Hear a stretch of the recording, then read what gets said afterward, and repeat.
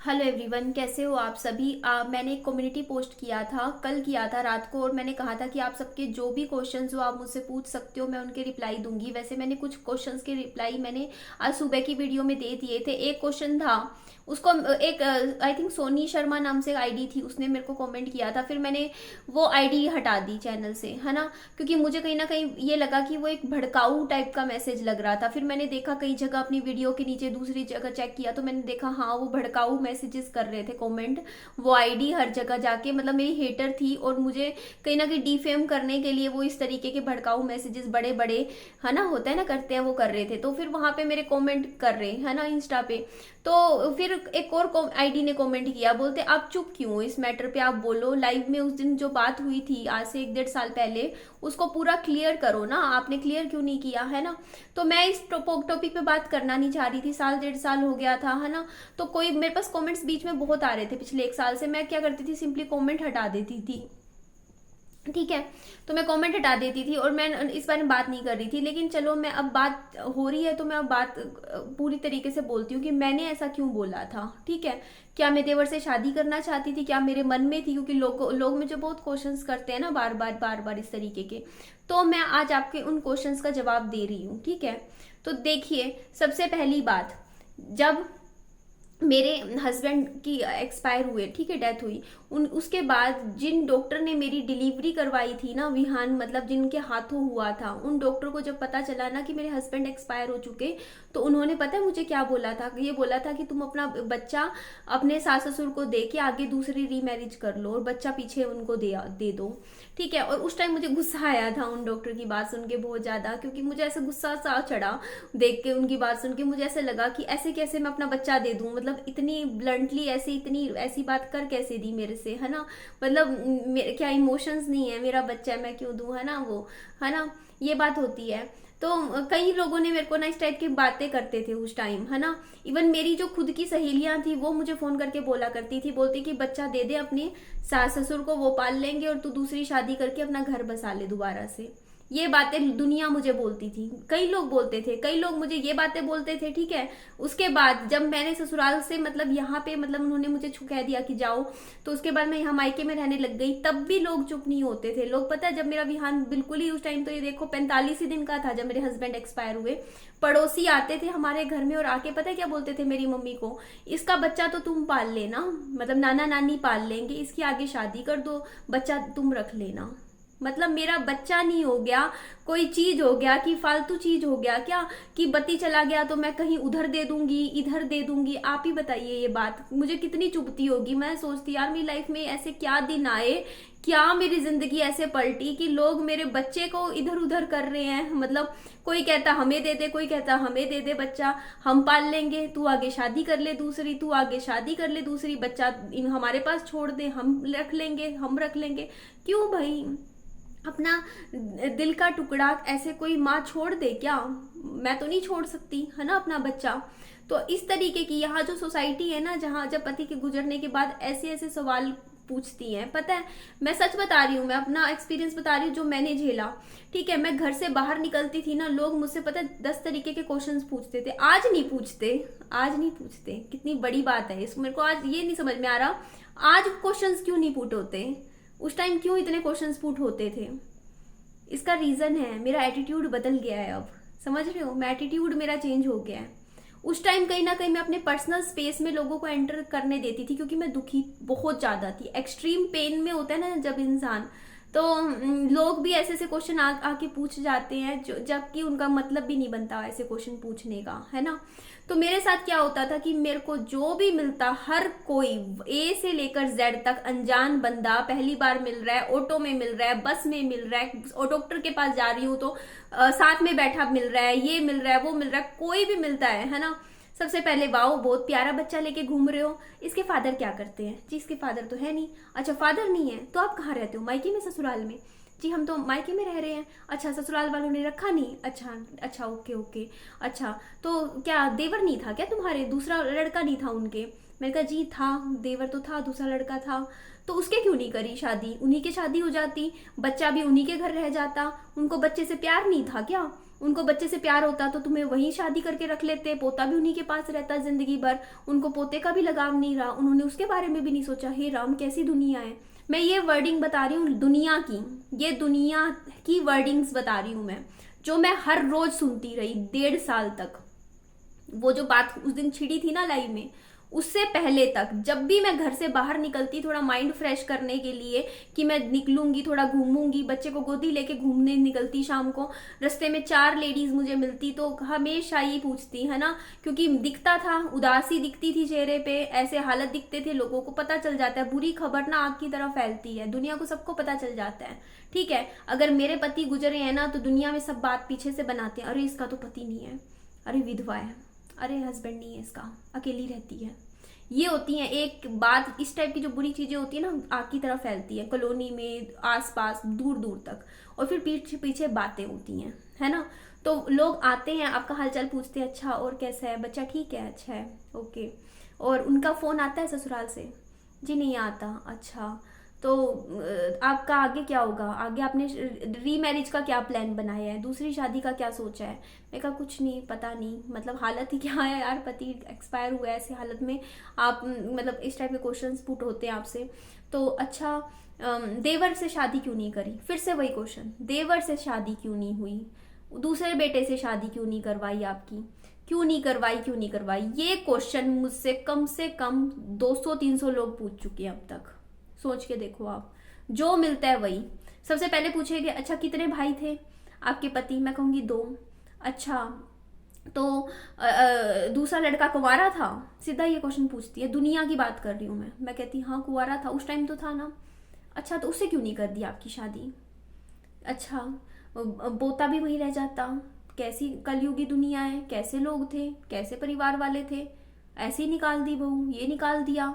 ये दुनिया की बता रही हूँ मैं, दुनिया जो बोलती थी मेरे सामने आके। शर्म नहीं आई सास ससुर को? इतनी सुंदर लड़की थी, इसको घर से ऐसे निकाल दिया, इसके बारे में कुछ भी नहीं सोचा उन्होंने, ऐसे ही निकाल दिया। बच्चे का भी नहीं सोचा, अपने खून का तो सोचना चाहिए था, कम से कम उन्हीं के ही बेटे का पोता था, कितना सुंदर पोता था, फोटो देखो बिल्कुल उसी की तरह दिखती है, बेटे की तरह शक्ल है एकदम। इसका इसका क्यों नहीं सोचा, कुछ भी किया? ये दुनिया की बातें बता रही हूँ जो मैं हर रोज सुनती थी, हर रोज सुबह सुनती, दोपहर को सुनती, शाम को सुनती। तो देखो, जब आपसे दुनिया बार बार बार बार बार बार इस तरीके की बातें करती है, मैं अपनी बात बताऊं, मेरे दिमाग में कभी नहीं था कि मुझे मेरे देवर से शादी करनी है। मेरे को कभी भी दूर दूर तक नहीं था मेरे माइंड में। क्यों? क्योंकि मेरे हस्बैंड के साथ जो मेरा बॉन्ड था वो बहुत स्ट्रांग था और मैं बहुत प्यार करती थी उनसे। और मैं स्टार्टिंग के 1-2 साल तो मतलब ये लगा लो, होता नहीं है कि दर्द इतना गहरा होता है ना, बहुत डीप पेन होता है। तो इस टाइप की बातें भी कोई बोलता था तो गुस्सा आता था, समझ रहे हो आप वो चीज, है ना। तो ऐसा पेन, लेकिन उस टाइम, लेकिन ये बात तो मुझे समझ में आई जब लोगों ने मुझे समझाई। दुनिया की बात बोल रही हूँ मैं, दुनिया ने मुझे आके खुद समझाया। खुद बोलते थे लोग, आसपास के, पड़ोस के, दूर दूर से कहते थे कि देखो उन लोगों को आपसे निधि कोई प्यार नहीं है, कोई मोह नहीं है, कोई आपसे लेना देना नहीं है। अगर उनको सच्ची में आपसे प्यार होता ना तो आपकी शादी वो अपने दूसरे बेटे से जरूर करवाते और आपके बच्चे को दूसरे घर में नहीं जाने देते, या आपके जो मतलब उनके पोता उन्हीं के घर पे ही रहता, उससे उनको क्यों नहीं मोह होता। तो आप उन लोगों का मोह छोड़ दीजिए, क्योंकि जब उन लोगों ने आपके लिए नहीं सोचा कुछ भी कि आपकी जिंदगी आगे कैसी होगी, क्या होगी, छोटी सी एज है, तो आपको भी अब कुछ नहीं सोचना चाहिए। उन लोगों को आपसे कोई अटैचमेंट नहीं है, कोई मतलब नहीं है। ये दुनिया की बातें बता रही हूँ मैं, जो लोग आके मुझे खुद से बोलते थे, जबकि मेरी हालत कुछ नहीं थी बात करने की भी लोगों से। मैं सिर्फ अपने बच्चे को लेके टहलने निकलती थी और लोग आके मुझे बातें बोलते थे। तो मैं वो बातें बोल रही हूँ, ठीक है, जो लोगों ने मेरे को बोली, हर रोज बोली। शाम को जाती घूमने, लोग मुझे ये बातें बोलते। तो ये बातें जब लोग 10 बार आपको बोलेंगे, हर रोज बोलेंगे, ये बोलेंगे, बड़े बड़े यहाँ पे बड़े से बड़े पोस्ट पे लगे हुए लोग मुझसे यही क्वेश्चंस पूछते थे, बड़े से बड़े पोस्ट पे लगे कि देवर से शादी क्यों नहीं करी, देवर से क्यों नहीं करी। अब आप सुनिएगा, ठीक है। तो ये जब क्वेश्चंस को आप खाली बैठे जब सोचते हो, लोगों की ये बातें आपके दिमाग में आती हैं, तो आपके मन माइंड में क्या चीज जाती है कि यार लोग कहीं ना कहीं सच ही बोल रहे हैं, बात तो सही कह रहे हैं। अगर सच में मुझसे मोह होता, चलो मैं करती ना करती वो तो अलग बात थी, है ना, क्या पता मैं तब भी मनाही करती कि मुझे नहीं करनी। लेकिन उन्होंने तो मेरे बारे में नहीं सोचा कुछ भी, है ना, उन्होंने तो नहीं सोचा कि इस लड़की का क्या होगा आगे, है ना, इसकी पूरी जिंदगी का क्या होगा। उन्होंने तो कोई मतलब नहीं रखा, उन्होंने तो कोई लेना देना नहीं रखा, है ना, उन्होंने तो कनेक्शन खत्म कर दिया। तो यहाँ पे वो चीज ना क्या था कि वो जो क्वेश्चंस लोग मुझसे पूछ रहे थे ना पिछले 1-1.5 साल से, हर रोज मैं बाहर निकलती थी लोग मुझसे पूछते थे। तो उस दिन जब मेरी सास यहाँ मेरे घर आए थे ना, तो उस टाइम वो ही क्वेश्चन मैंने उनसे पूछ दिया, समझ रहे हो। और वो भी क्यों पूछा, जब उन्होंने मैटर उस टाइम बस यही हुआ था कि वो मुझे बोलते कि तू ना, मतलब ऐसी कुछ बात चल रही थी उस टाइम, मेरे को ऐसे बोल रहे थे कि ना हमारे ही रिश्तेदारी में एक लड़का है कोई दूर का, ठीक है, उससे हम आपकी शादी करवा देंगे, मतलब ऐसे है वैसे है, कुछ ऐसी बात चल रही थी। तो मुझे उन पे गुस्सा इस चीज का आया कि जब पति गुजर गया उसके बाद तो कह दिया हमारे घर से चले जाओ, उसके बाद फोन मिलाती थी मैं तो मेरे फोन नहीं उठाते थे, और मिलाती थी तो कहते थे सामने से हमें कोई लेना देना नहीं तुझसे, घर में कभी जगह नहीं दी, घर में अपने घर में कभी कदम भी नहीं रखने दिया मुझे, मेरे साथ कोई रिश्ता ही नहीं रखा, बच्चे का हालचाल तक नहीं पूछा, 1-1.5 साल कहाँ है कैसा है विहान, कोई लेना देना नहीं। जब उस टाइम बोलते थे कि हमें कुछ तुमसे कोई लेना देना नहीं, तो जब इतना मैटर हो गया था तो उसके बाद आप मुझे बताइए कि उनका रिश्ता लाने का देने का क्या मतलब बना, कोई रिश्ता बचा फिर। तो मैंने उस टाइम यही बात बोली थी, अगर मेरे को शादी करनी होगी तो मेरे घर वाले बैठे हैं, मेरे माँ बाप, वो देख लेंगे मेरे लिए लड़का, ठीक है, आप रहने दीजिए। बस मैंने इतना ही बोला था, जिस पे इतना बवाल हो गया था उस टाइम। तो उनको आ गया गुस्सा कि निधि ने मना क्यों कर दिया, है ना। तो तो उस टाइम ये बात हुई, तब मैंने उस टाइम ये बोला था कि अब मैं किसी से भी करूं क्या करूं, आपको क्या फर्क पड़ता है, आपने तो छोड़ दिया हमारा साथ, है ना। तो देखो उनका उस फिर बोलने का कोई रिश्ता मतलब ही नहीं बनता था, जब उन्होंने रिश्ता ही तोड़ लिया था उस टाइम, है ना, बेटे के जाने के बाद ये बात थी। तो उस टाइम जब उन्होंने बोला ना कि मेरे को बोला कि हाँ तू करके देखियो दूसरी शादी, मैं उनकी वर्डिंग बता रही हूँ, जब उन्होंने मुझे ये बात बोली सामने से, तू करके देखियो दूसरी शादी, और तूने दूसरी शादी करी तो हम देख लेंगे, तू बच्चा नहीं लेके चली जाएगी दूसरे घर में, ठीक है ना। तब मैंने ये बात बोली थी, अगर आपको इतनी पड़ी थी बच्चे की कि वो दूसरे घर में ना जाए शादी करके, मैं बच्चा ना लेके जाऊं, तो फिर अपने ही घर में शादी करवा देते, आपका बच्चा आपके ही घर में रहता। मैंने वो पॉइंट, दुनिया का पॉइंट बताया, बोला था उनको, क्योंकि लोग मुझे आके यही बहुत बोलते थे, है ना। तो ये पॉइंट था कि ये मैटर था, समझ रहे हो उस टाइम की, हाँ कि अगर आपको ये पड़ी है कि आपको भी पता है लड़की है 27 साल की एज में, उसके हस्बैंड एक्सपायर हो गए हैं, उसके पास एक छोटा सा बच्चा है, हो सकता है जिंदगी के किसी पड़ाव में 34 साल 35 साल या कभी भी लाइफ में हो सकता है मैं भी दोबारा शादी की सोच लूं, है ना। तो ये चीज तो बल्कि आप मतलब बड़ों को ही सोचनी चाहिए थी ना, मतलब होना चाहिए था ना। कहते तो यही है कि जब मतलब उन्होंने तो सामने से कह दिया कि पति की बरसी पर ही तुम्हारा होना जरूरी नहीं है ना। सामने से मुझे कहा था कि चले जाओ। एक्चुअल में क्या होता है, जो पति की बरसी होती है ना, जब मतलब ऐसे में अगर छोटी एज में एक्सपायर हो जाते हैं, तो पति की बरसी पर बड़े लोग डिसाइड करते हैं कि आगे इस लड़की का क्या होगा। समझते हो, वो चीजें होती हैं, मेरे को बहुत सुनी है मैंने, लोग मुझे आके बताते हैं।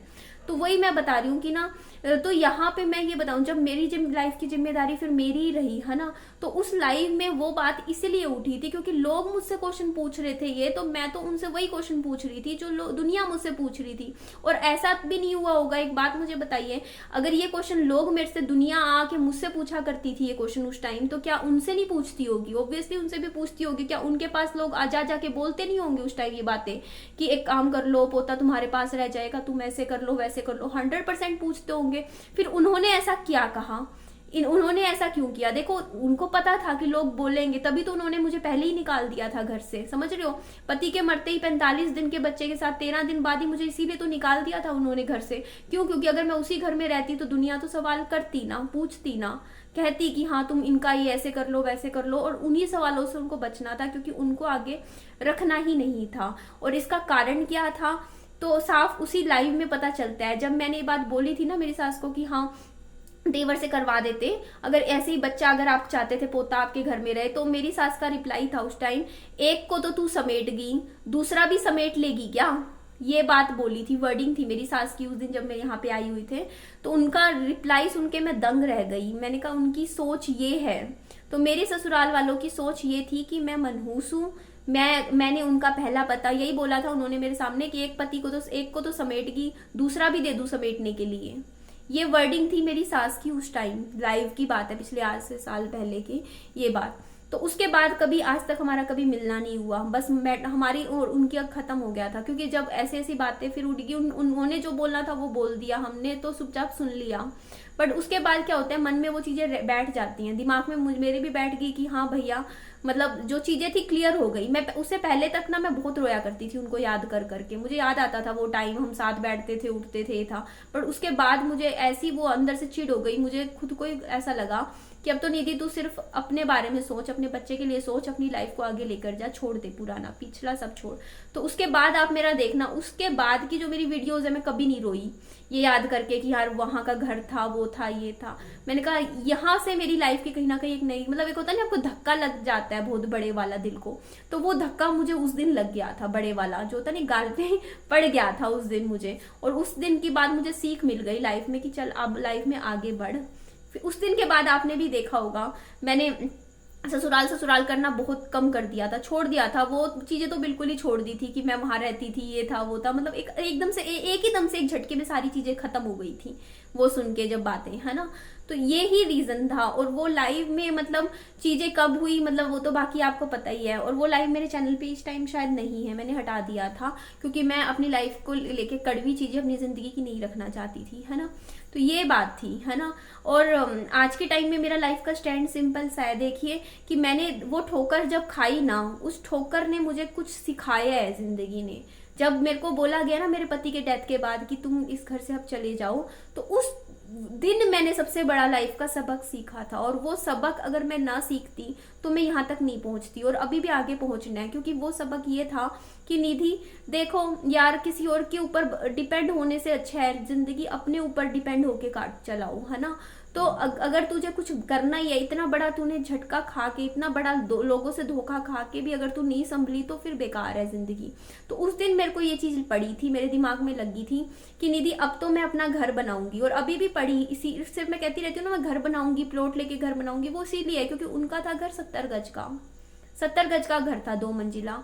मैं 100 गज का, मतलब मेरे को ये है कि वैसा ही या उससे बड़ा घर बनाना है उनके जीते जी। जल्दी जल्दी इसलिए करती हूँ मैं, ताकि जिन्होंने मेरे साथ जो गलत किया उनके सामने ही करूँ जो करूँ, है ना, उनके सामने ही अपना घर बनाऊं बढ़िया।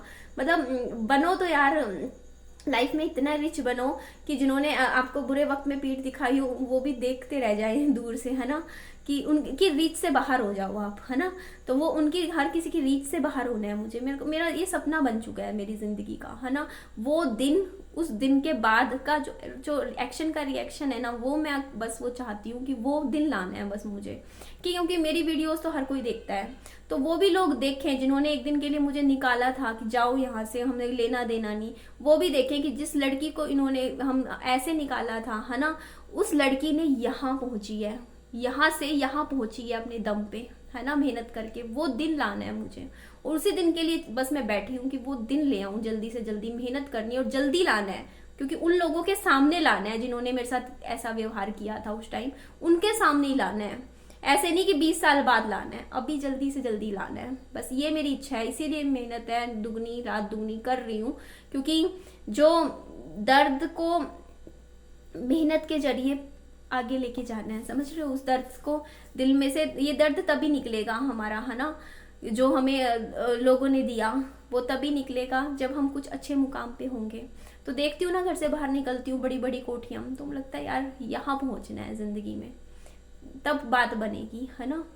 तो ऐसा ही कुछ लाइफ में करना चाहती हूँ, इसीलिए बस भगवान जी से प्रार्थना है और अपनी तरफ से मेहनत कर रही हूँ कि एक दिन जरूर उस पॉइंट तक पहुँचूंगी।